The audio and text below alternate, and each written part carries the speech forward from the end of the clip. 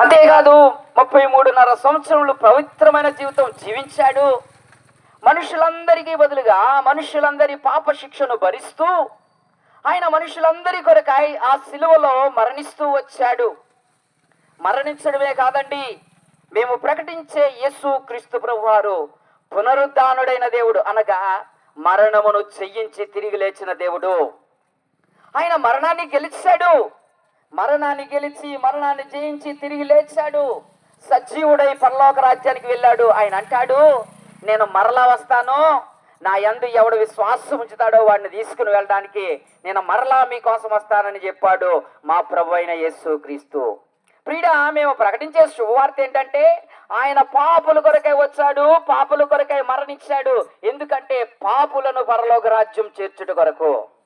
నువ్వు చేయాల్సింది ఏంటంటే యేసు క్రీస్తునందు విశ్వాసం ఉంచాలి, యేసు క్రీస్తును నమ్మాలి.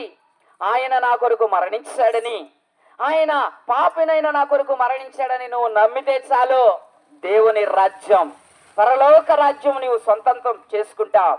నువ్వు స్వతంత్రించుకునగలుగుతావు. దేవుని రాజ్యంలో నిరంతరము యుగ యుగంలో ఉండగలుగుతావు. ఎందుకంటే ఏ మానవుడైనా కొంతకాలం మాత్రమే జీవిస్తాడు. మానవుని వయస్సుకు పరిమితి ఉంది. కొంతకాలం తర్వాత ఏ మనుషుడైనా ఖచ్చితంగా మరణించాలి.